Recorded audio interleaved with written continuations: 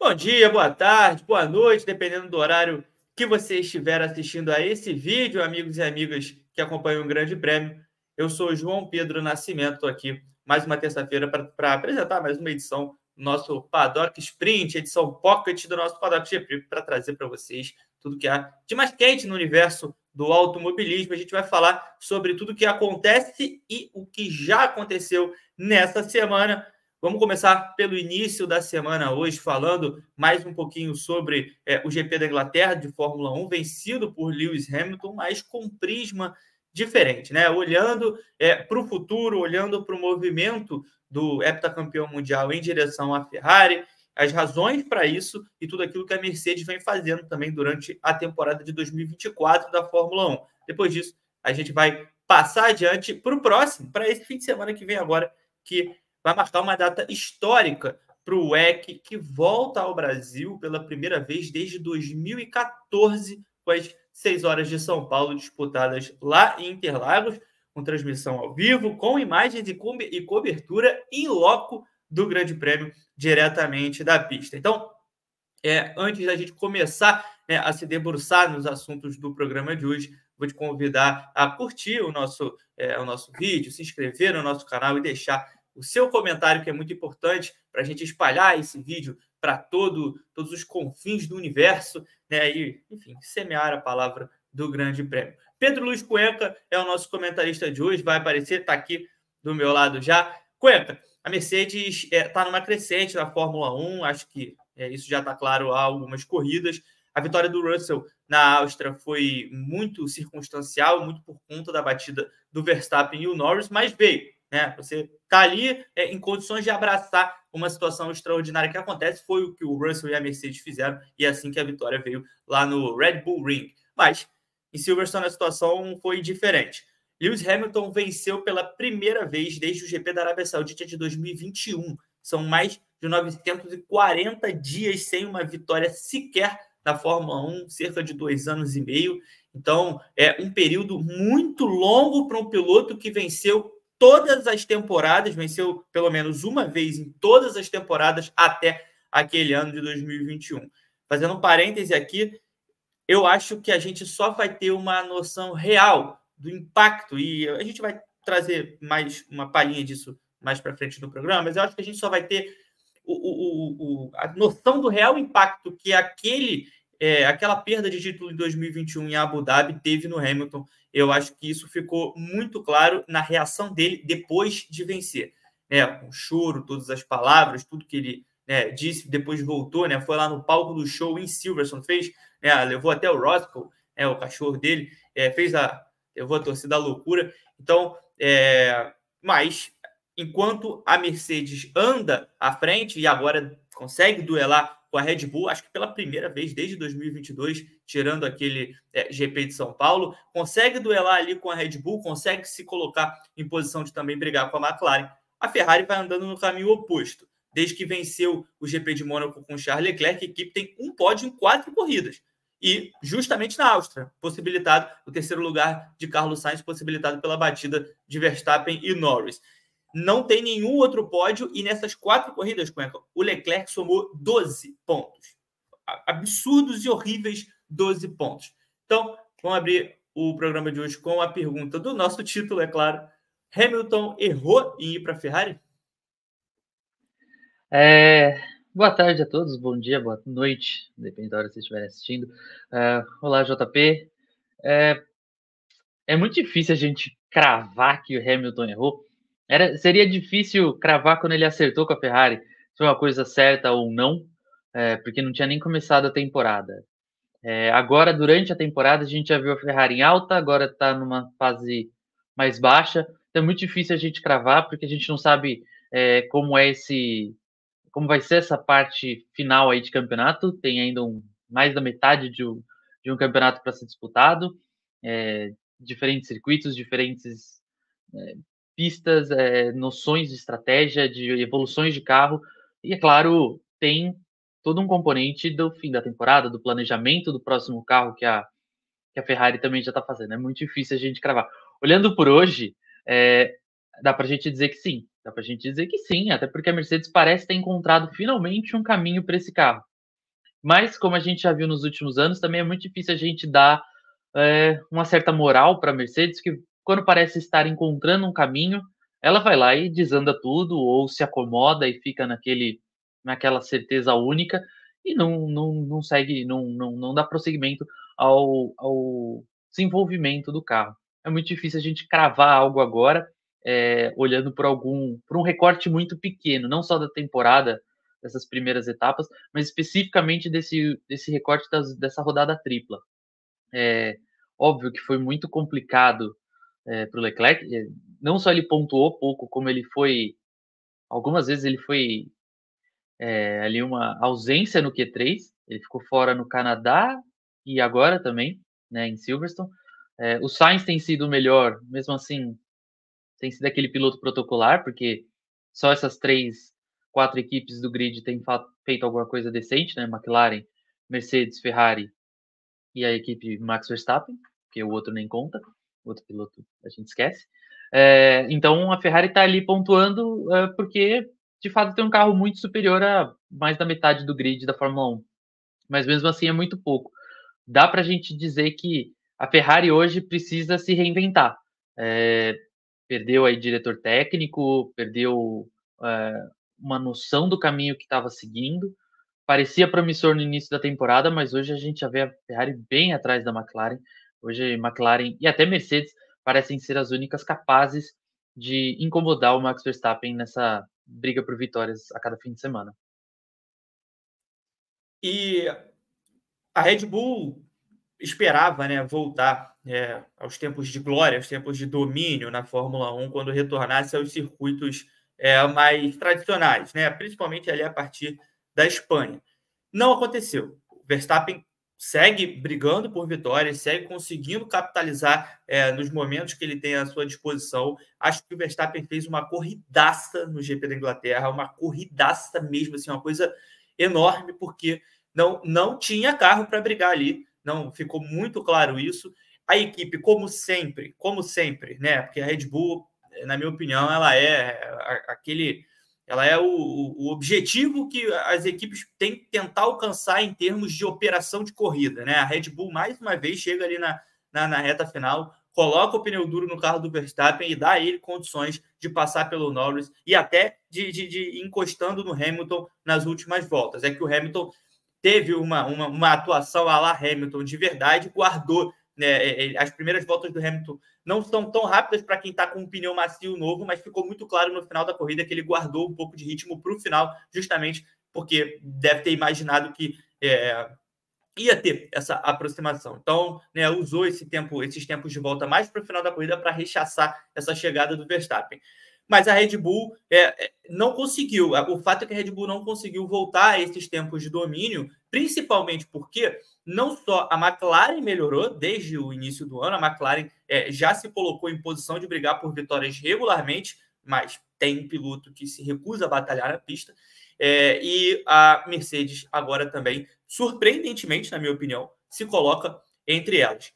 O que eu queria te perguntar você vê a possibilidade da Mercedes brigar por mais vitórias em 2024? Porque eu acho que muito disso reside até no que você falou. É difícil de dar crédito à Mercedes. A gente está, desde 2022, vendo a Mercedes dizer que encontrou um caminho, que vai seguir, e aí tem um bom resultado, e aí despenca tudo de novo. É uma montanha-russa que se arrasta desde que a Fórmula 1 adotou esse novo regulamento técnico em 2022. Então, será que a despedida, será que o ano de despedida de Lewis Hamilton da Mercedes ainda vai ter mais vitórias do heptacampeão mundial? É bem difícil, né? Inclusive, pegando esse recorte aí das últimas 4 corridas, que a Mercedes andou razoavelmente bem, 3 eram pistas de alta velocidade. Canadá, Áustria e agora Silverstone. São 3 pistas de alta velocidade que a questão aerodinâmica ali tem toda uma influência. Barcelona é uma pista mais mista, você tem uma longa reta, mas ali no miolo é bem travadinho, é bem com curvas de baixa. Então, dá para a gente dizer que em circuitos rápidos, em circuitos que exigem muito essa força de motor, a Mercedes tem sido muito boa na atual temporada, mas que em outros ela ainda não encaixou perfeitamente. E a partir de agora a gente tem muito circuito mais travado, né? A gente tem um Hungaroring agora pela frente, vai ter Zandvoort também, que é na nos Países Baixos, também é uma pista bem ali complicadinha, cheia de curva para lá e para cá, não tem muito espaço para ultrapassagem. Por outro lado, você vai ter ali outros circuitos mais rápidos, como Monza, Spa, que talvez a Mercedes consiga fazer alguma gracinha, fazer alguma dar alguma chance aos pilotos. Acho que mais importante para a Mercedes é ela considerar que hoje, pelo menos nessas últimas etapas, ela tem conseguido fazer não só um piloto brigar por vitória, mas os dois. O Russell venceu na Áustria, fez pole agora, então acho que o importante é isso, ela está conseguindo atacar com os dois pilotos. Aí se ela vai ter chance em alguma pista ou não, é muito difícil porque por um lado você tem uma McLaren forte, de um lado você tem uma McLaren forte, do outro você tem o Max Verstappen que, mesmo com um carro não tão dominante, é, é sem palavras. O que ele está fazendo em 2024 é realmente digno de um dos grandes pilotos de todos os tempos. Então, a gente não sabe. A Mercedes ainda é muito crua nessa disputa de 2024 para a gente cravar que vai vencer mais uma vez. Eu prefiro manter meu ceticismo e falar que não, vai só vencer essa. E Silverstone foi a última, porque, sinceramente, de 2022 para cá, minha confiança na Mercedes é nula. Então, não vou botar minha mão no fogo e falar que eles vão ganhar outra corrida, não. Sinceramente.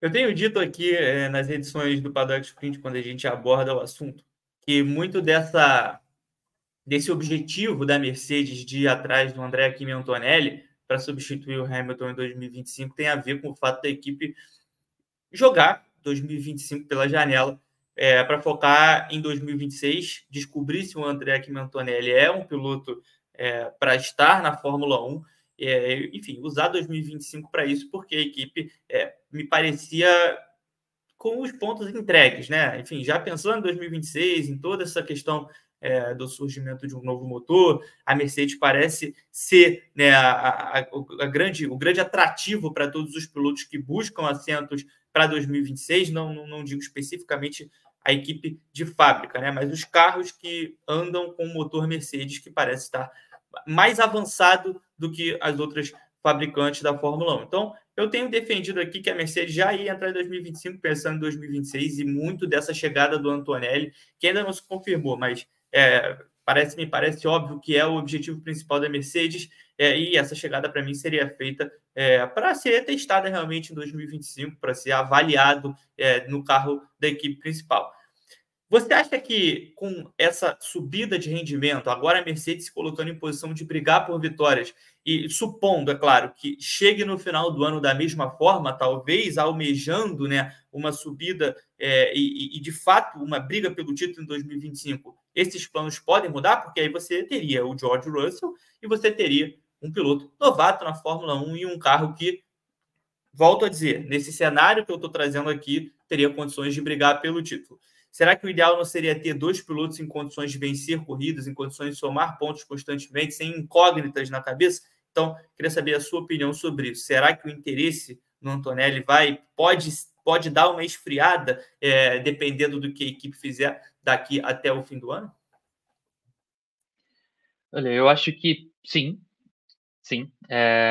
Eu volto a dizer aqui, já citei em outras edições, acho que em qualquer cenário essa subida do Antonelli é muito forçada e muito equivocada por parte da Mercedes, principalmente se for no time principal, não jogar numa Williams, por exemplo.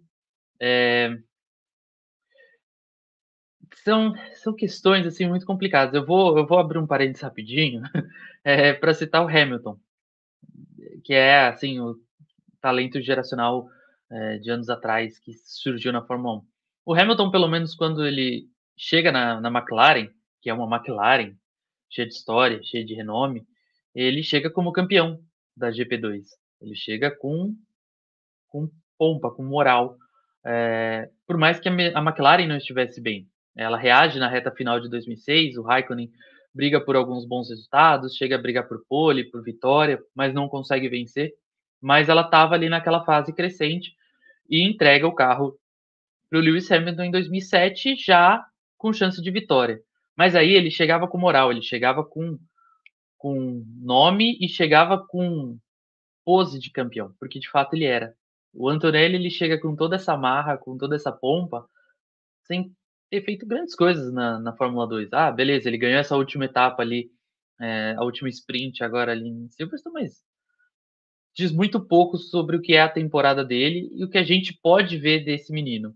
Então, acho que dá para Mercedes repensar esse caminho, dá para, se ela seguir essa evolução de carro, dá para ela pensar num segundo piloto que possa entregar bons resultados, não apenas o Russell.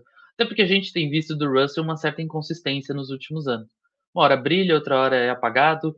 Então, precisaria de um piloto que consiga entregar com certa consistência esses resultados. Alguém que, por exemplo, esteja fazendo isso agora com um carro não tão bom como o Sainz na Ferrari, não sei, mas acho que a Mercedes poderia repensar essa ideia, porque em qualquer situação, porque ainda é bem apressada, por mais que tenha um bom carro. E, primeiro, queria dizer que eu concordo. Acho que a subida do Antonelli é uma forçação de barra inacreditável por parte da Mercedes. Mas para a gente fechar aqui o nosso bloco Fórmula 1, eu queria falar de um assunto que eu acho que vai te agradar bastante. Nem estava, nem está no título, mas me veio aqui durante o programa. Eu acho que é importante da gente falar também. Sérgio Pérez. Falar um pouquinho sobre Sérgio Pérez, porque tem um fenômeno muito curioso acontecendo na Fórmula 1, Cuenca, desde que o Pérez renovou o contrato. Isso é curiosíssimo.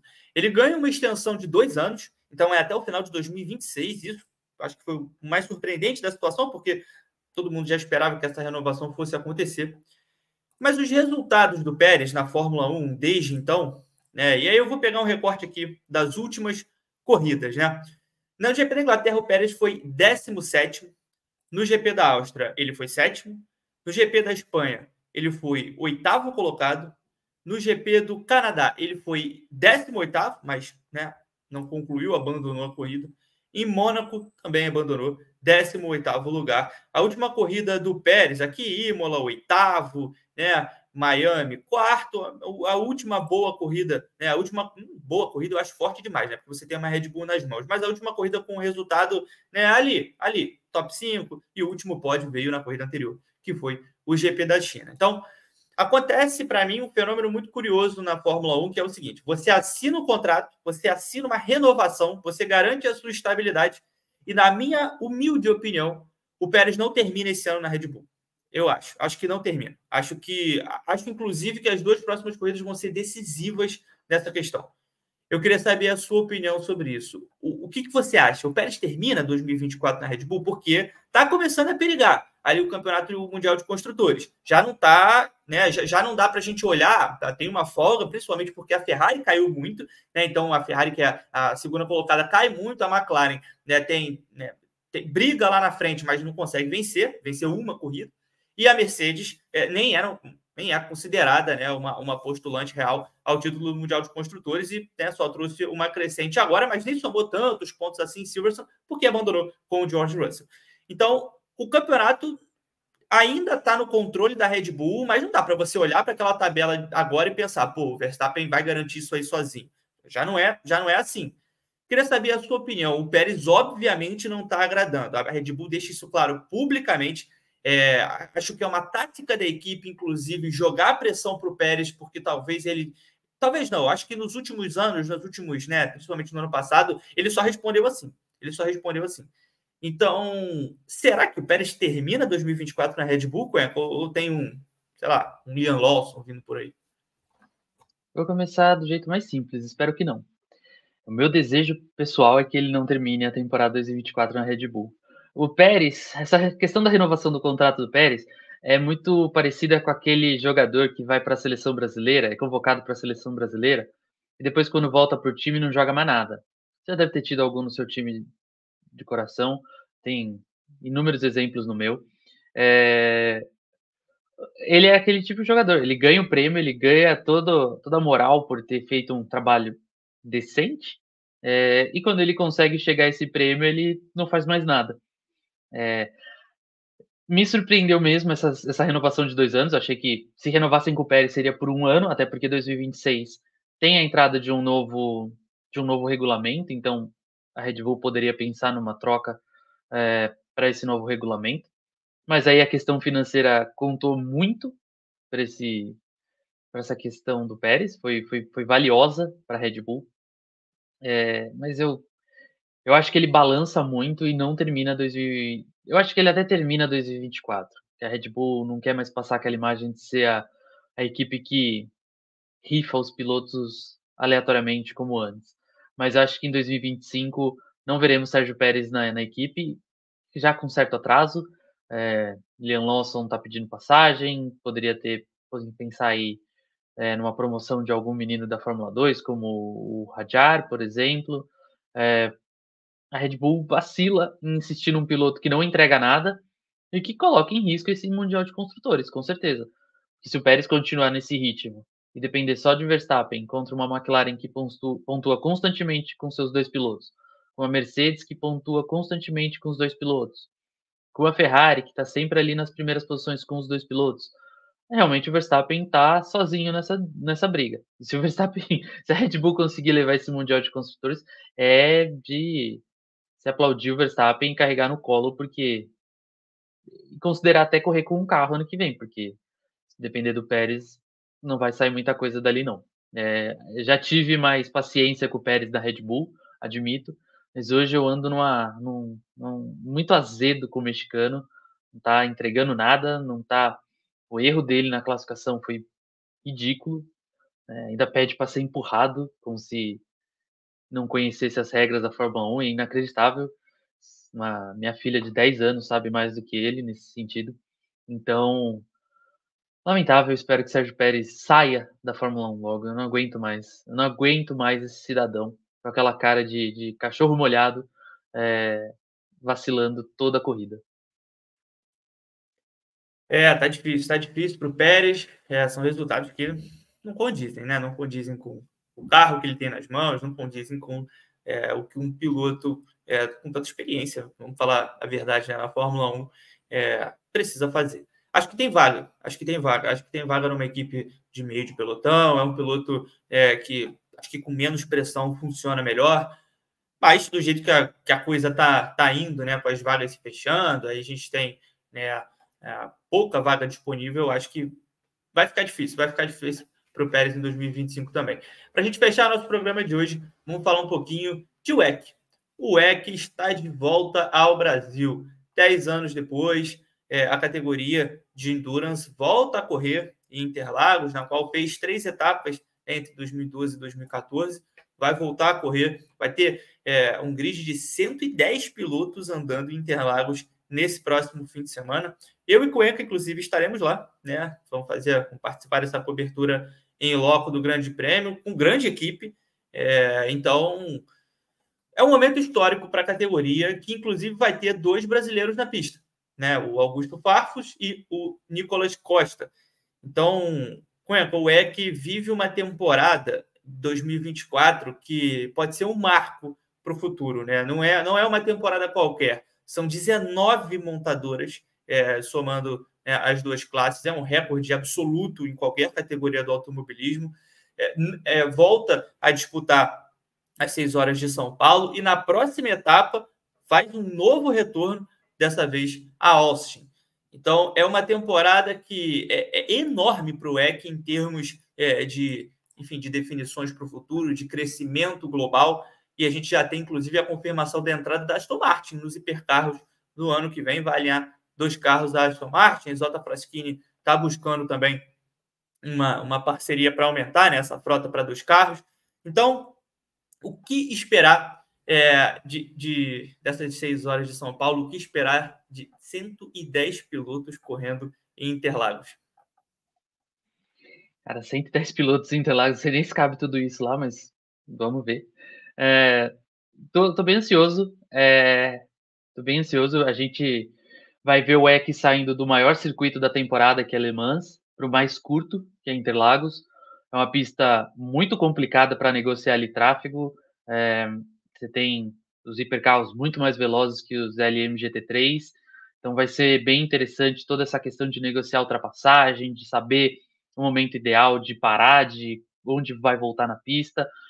Vai ser bem interessante. E a gente está vendo uma temporada do WEC muito boa, com diversas montadoras brigando, inclusive, pelo título. Você tem a Porsche muito forte, a Toyota já ganhou corrida esse ano, a Ferrari ganhou 24 horas de Le Mans, como esquecer. Então, vai ser bem interessante a gente ver quem consegue, no meio desse caos que promete ser Interlagos, até porque a expectativa é de temperatura bem baixa no dia da corrida, possibilidade de chuva nos treinos e na corrida, então a gente tem toda uma questão ainda dramática para aumentar aí toda essa expectativa para 6 horas de São Paulo. Óbvio que a gente vai estar protegidinho, espero, mas quem também for a Interlagos, proteja-se, principalmente do frio. E acho que vai ser bem bacana. A gente vai ter 2 brasileiros na pista, o Augusto Farfus, que conhece bem Interlagos, o Nicolas também. O Nicolas correu um tempo aqui no Brasil antes de se aventurar no EC. São 2 pilotos que conhecem bem, espero que sejam os escalados de suas respectivas equipes para a classificação, que devem ajudar bastante. Então, há uma expectativa de 3 dias bem intensos em Interlagos, bem emocionantes. E que dessa vez a gente saia